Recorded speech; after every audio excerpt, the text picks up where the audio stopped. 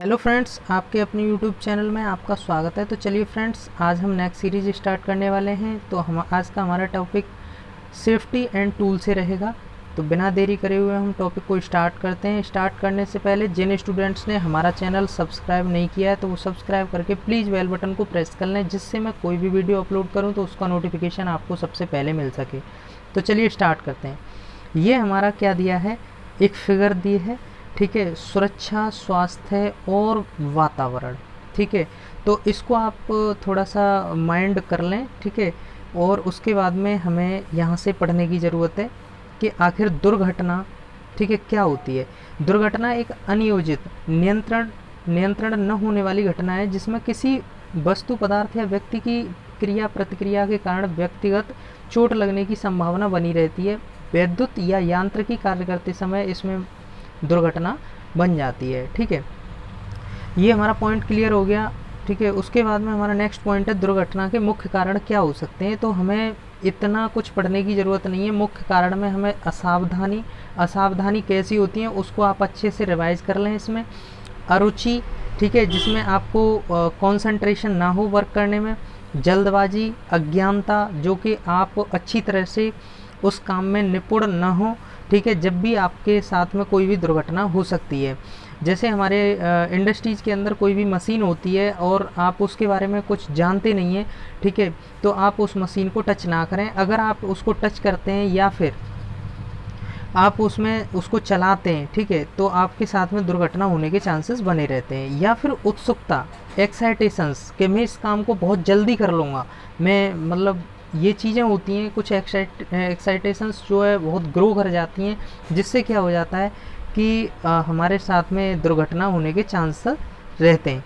ठीक है, असुरक्षित हस्त औजार, ठीक है, क्या होता है ये असुरक्षित हस्त औजार। तो जो औजार हैं, ठीक है, जैसे हमारा स्क्रू ड्राइवर होता है, तो उसमें हमारा क्या होता है कि अगर आप इलेक्ट्रिसिटी का कोई वर्क कर रहे हैं तो उसमें यहाँ पर आपका प्लास्टिक या पीवीसी का पाइप नहीं चढ़ा हुआ है, या फिर यहाँ पर कुछ लगा नहीं हुआ है हैंडल के तौर पे, और आप बिल्कुल इलेक्ट्रिसिटी का काम यहाँ पर करने लग रहे हैं, तो उसमें करंट आने की संभावना रहती है। ठीक है, तो वो भी एक दुर्घटना का मुख्य कारण बन जाता है। चलते हैं, ठीक है, तो उसमें हमारा असुरक्षित हस्त औजार, ठीक है, वो क्या क्या नहीं होना चाहिए। दस्ताना, ठीक है, ये दस्ताना होना चाहिए, ठीक है, और कैसा नहीं होना चाहिए, फटा हुआ, ठीक है, हथौड़ा, फाइल, मशरूम, हैंडल, चीजल, ये मतलब प्रॉपर तरीके से इक्विपमेंट हमारे रहने चाहिए। उसके बाद में नेक्स्ट है असुरक्षित लेआउट। ठीक है, ये दिखा रखा है कि किस तरीके से हमें पकड़ना है, किस तरीके से नहीं पकड़ना। तो ये कैसा है हमारा, ये देखो, ये हैंडल यहाँ पर दिखा रखा है उन्होंने, फटा हुआ हैंडल है यहाँ पर। ठीक है, ये फटा हुआ हैंडल है, लेकिन ये क्या है, ठीक हैंडल है। और ये क्या कंडीशन हो रखी है, हमें किस तरीके से पकड़ना है। नुकीला पदार्थ, नुकीला इक्विपमेंट अपने हाथों की तरफ नहीं करना, जिससे कि वो अंदर धंसने के चांस रहेंगे और आपके दुर्घटना होने के चांसेस हो जाएंगे। असुरक्षित लेआउट, ठीक है, ये भी एक दुर्घटना का कारण बन जाता है। काम करने का अनुपयुक्त तरीका, ठीक है, स्वच्छता की कमी, ठीक है, जैसे तेल पर पैर स्लिप होना, ठीक है, ये तेल पर पैर स्लिप होना, कभी भी ठोकर लग जाना, ठीक है, ये सारे के सारे क्या होते हैं, हमारे असुरक्षित तरीके होते हैं। ठीक है, हमें सुरक्षित होने की ज़रूरत है। उसके बाद में हमारा अनुशासन की कमी और असुरक्षित पहनावा भी हमारा ठीक रहना चाहिए, क्योंकि अगर आप फील्ड में काम कर रहे हैं, ठीक है, वर्क कर रहे हैं, तो उसके हिसाब से हमारा पहनावा रहना चाहिए। ऐसा ना हो कि आप अगर हमारा इंडस्ट्रीज़ में वर्क कर रहे हैं किसी मशीन के ऊपर, वहाँ पर आप ढीले कपड़े या टाई, मफलर आदि का प्रयोग कारखाने में वर्जित होता है, उसको आप कर रहे हैं वहाँ पे, तो इससे मतलब इंसिडेंट होने के चांसेस बन जाते हैं। उसके बाद में ये आपको दिखाया गया है कि किस तरीके से हमें वर्क करना है, किस तरीके से नहीं। तो ये फिगर आप देख सकते हैं कि हमें जो है क्या करना चाहिए और क्या नहीं करना चाहिए। इस तरीके से हमें वर्क नहीं करना, बिल्कुल भी इस तरीके से नहीं करना। और ये जो भी हमें इक्विपमेंट दिखा रखे हैं कि ये चीज़ पहननी है, हमें ड्रेस के तौर पर ऐसे जूते पहनने, ठीक है, ये ऐसे कपड़े होने चाहिए और इस तरीके से कपड़े बिल्कुल भी नहीं होने चाहिए। ठीक है, उसके बाद में इन्होंने बता रखा है कि हेलमेट होना चाहिए, ईयर प्लग होना चाहिए, चश्मा, टाई नहीं होनी चाहिए, फिट पैंट होनी चाहिए, अंगुलियों में कोई अंगूठी का ना होना, ठीक है, अंगूठी नहीं होनी चाहिए, जूते अच्छे होने चाहिए और कार्यशाला में कार्य करने हेतु कारीगर का उपयुक्त पहनावा होना चाहिए। ठीक है, ये हमारा यहाँ पर नेक्स्ट पॉइंट पर चलते हैं। ठीक है, ये हमारा नेक्स्ट पॉइंट है प्रकाश की अनुचित व्यवस्था। ठीक है, प्रकाश की अनुचित व्यवस्था ये तो सभी को पता है, खतरे वाले पदार्थों के साथ विशेष सावधानी न होना। ठीक है, तो जो भी हमारे खतरे वाले, जो भी हमारे डेंजरस मतलब मटेरियल्स होते हैं उससे जो है बहुत अच्छे तरीके से हमें जो है रूबरू होना ज़रूरी होता है, क्योंकि अगर हम उससे पहचान नहीं पाते हैं और उसको अगर टच कर देते हैं तो उसमें हमें खतरा होने का चांसेस रहता है। और ये हमारा है अस्वस्थता या थकान। ठीक है, नशे की आदत ये नहीं होनी चाहिए। वैद्युतिक दुर्घटनाएं, ठीक है, तो ये वैद्युतिक दुर्घटनाएं, वैद्युतिक दुर्घटना से अभिप्राय किसी व्यक्ति को विद्युत का झटका लगने से है। वैद्युत क्षेत्र का एक अत्यंत संवेदनशील क्षेत्र है जिसमें कार्य के दौरान निरंतर दुर्घटना की संभावना बनी रहती है। मीन्स इसमें बहुत ज़्यादा आपको सेफ रहने की ज़रूरत है और ध्यान देने की ज़रूरत है। ठीक है, उसके बाद में विद्युत के झटके के क्या क्या कारण हो सकते हैं। ठीक है, विद्युत झटका लगने पर मनुष्य के शरीर में निम्नलिखित क्षतियाँ हो जाती हैं। शरीर पर छाले पड़ जाते हैं, ठीक है, मांस जल जाता है, रक्त का प्रवाह रुक सकता है, ठीक है, और श्वास में रुकावट हो जाती है और व्यक्ति जो है मूर्छित हो जाता है। ठीक है, और हमारी हार्ट बीट क्या हो जाती हैं, रुक जाती हैं। क्या हो जाती हैं, हार्ट बीट रुक जाती हैं। तो ये भी हमारा एक पॉइंट होता है। नेक्स्ट है विद्युत संपर्क में आए व्यक्ति को छुड़ाना। ठीक है, तो किस तरीके से छुड़ाना होता है, अगर कोई व्यक्ति मतलब टच कर गया है उससे और वो वहाँ से छूट नहीं पा रहा है तो उसको सर्किट से कैसे अलग करना है।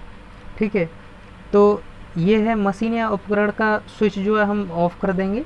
ठीक है, सप्लाई को ऑफ़ कर देंगे। ठीक है, और उसके बाद में हमें जो रबड़ की चटाई, सूखी लकड़ी की वस्तु या प्लास्टिक की मोटी वस्तु आदि पर खड़े होकर के हमें उसको छुड़ाना है। ठीक है, और जो छूटेगा, जो भी मतलब जो व्यक्ति होगा जो पहले से मतलब करंट लगा हुआ है उसमें, ठीक है, उसको ज़मीन पर नहीं गिरने देना। उसको जो है किसी भी प्लास्टिक, पेपर या फिर किसी लकड़ी के बेड वगैरह पे उसको जो है लेटाना है। और जो भी हमारे सुरक्षा के उपाय हैं, ठीक है, उसको रेस्पिरेटरी सिस्टम्स वगैरह जो होता है उसको हमें करना है। उसके बाद में हमारा नेक्स्ट है, ये दे रखा है सुरक्षा नियमों की क्या क्या आवश्यकताएं होती हैं। ठीक है, वो सामान्य दुर्घटना से बचाव। ठीक है, कार्य में घटित होने वाली दुर्घटनाओं से बचाव के लिए निम्न बातों को ध्यान में रखना आवश्यक है। सुरक्षात्मक चिन्हों को पोस्टर के रूप में लगाना चाहिए, ये ज़रूरी है। ठीक है, और मशीनों पर या विद्युत बल्बों पर खतरे का चिन्ह अवश्य लगाएं। ठीक है, प्रत्येक मशीन के पास उस मशीन द्वारा घटित होने वाली संभावित दुर्घटनाओं से संबंधित जानकारी का चार्ट अवश्य लगाएं।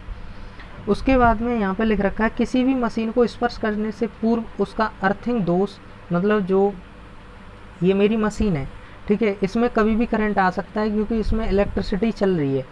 उसको मैं क्या करूँगा, इसमें एक कोई अर्थिंग दे दूँगा।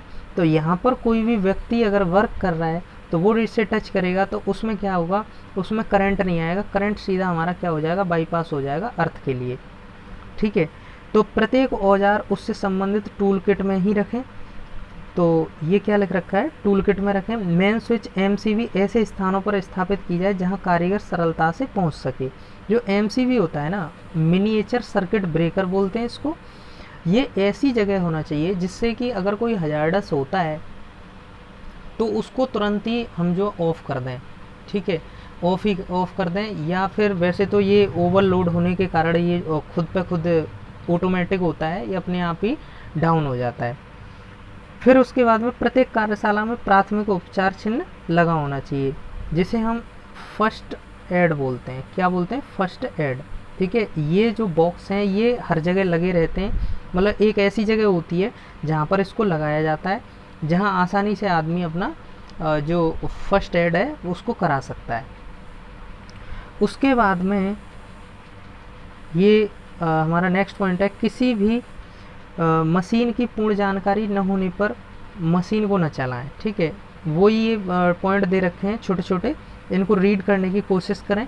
ठीक है, बिजली के तारों को चलते हुए पार्ट्स के ऊपर नहीं ले जाना चाहिए, जिससे कि अगर तार ऊपर से गिर जाता है तो उसमें गिरने के बाद में हो सकता है कि उससे लिपट जाए और वो उसमें मशीन में करंट आ जाए।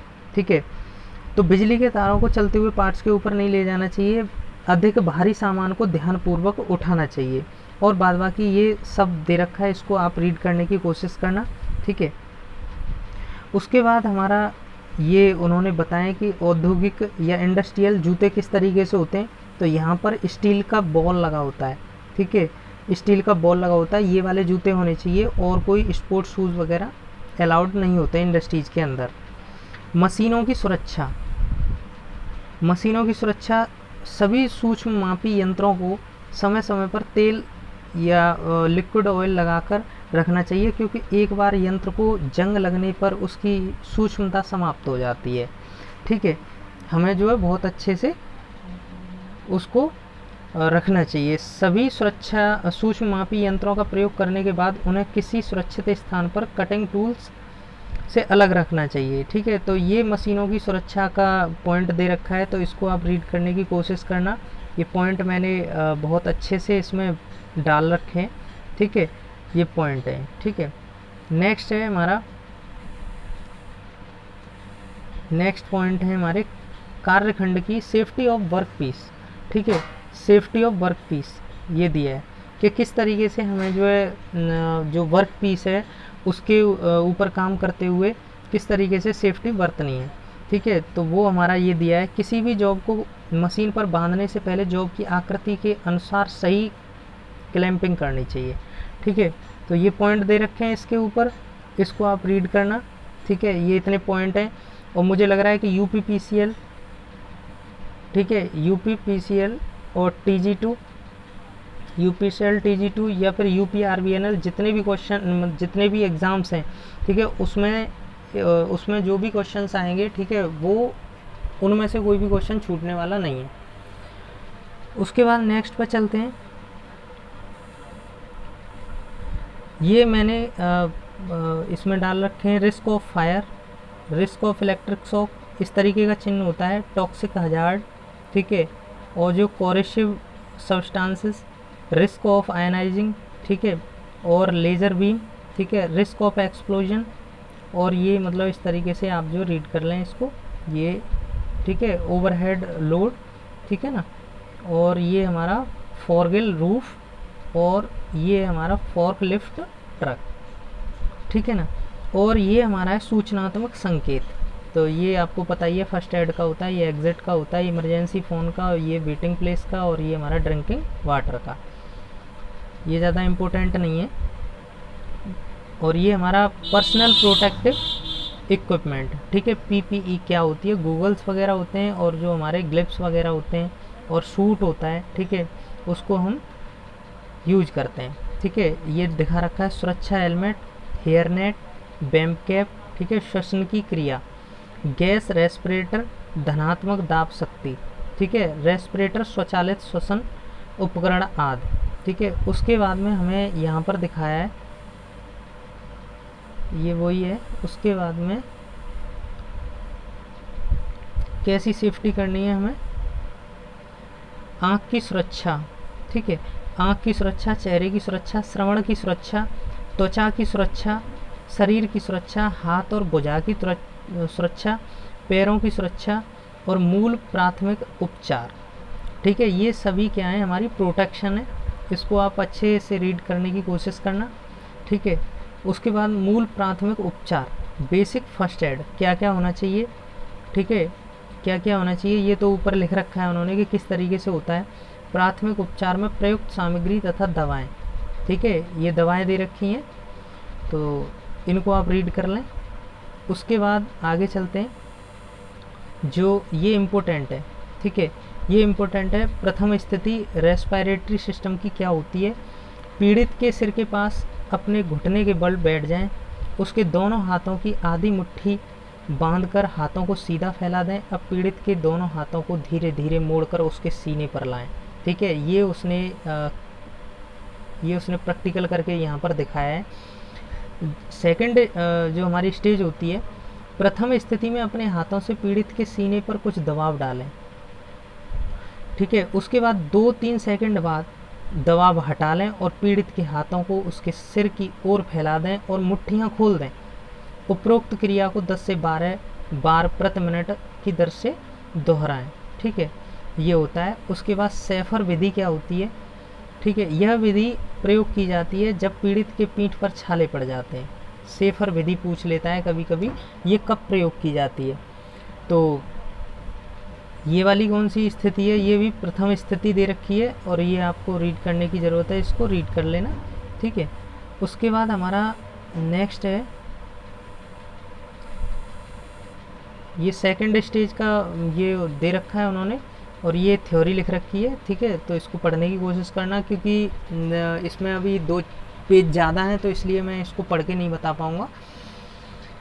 और कुछ जो मोस्ट इम्पोर्टेंट पॉइंट्स हैं उनको मैं रीड कर देता हूँ। मुंह से मुंह में हवा भरना, ठीक है, ये सबसे सस्ता मतलब एक फिनोमेना होता है, ठीक है। इसे लाबोर्ड विधि भी कहते हैं क्योंकि सबसे पहले इसी को किया जाता है। इस विधि में पीड़ित के मुंह में सीधा हवा भरकर श्वसन प्रक्रिया पूर्ण की जाती है। इसके लिए निम्नलिखित 2 स्थितियों का प्रयोग किया जाता है, ठीक है। उसके बाद प्रथम स्थिति बता रखी है कि किस तरीके से होता है, सेकंड स्थिति बता रखी है, ठीक है। ये फिगर देख करके आप जो है जज कर सकते हैं और नीचे इसकी थ्योरी लिखी हुई है उसको पढ़ के रीड कर सकते हैं। मैं थोड़ा सा पॉइंट और बचा है जो कि मैं नेक्स्ट वीडियो में कंप्लीट करूँगा और मेरी सीरीज़ को अच्छे से आप रीड करने की कोशिश करें, जिससे आपका UPPCL या TG2 या फिर UPRVNL में कोई भी क्वेश्चन आपका छूटे ना, ठीक है। तो मेरे जिन स्टूडेंट्स ने अभी भी मेरा चैनल सब्सक्राइब नहीं किया है तो वो प्लीज़ सब्सक्राइब करके बेल बटन को प्रेस कर लें, जिससे मैं कोई भी वीडियो अपलोड करूँ तो उसका नोटिफिकेशन आपको सबसे पहले मिल सके। शेयर, सब्सक्राइब और कमेंट करना न भूलें। Thank you for watching this video.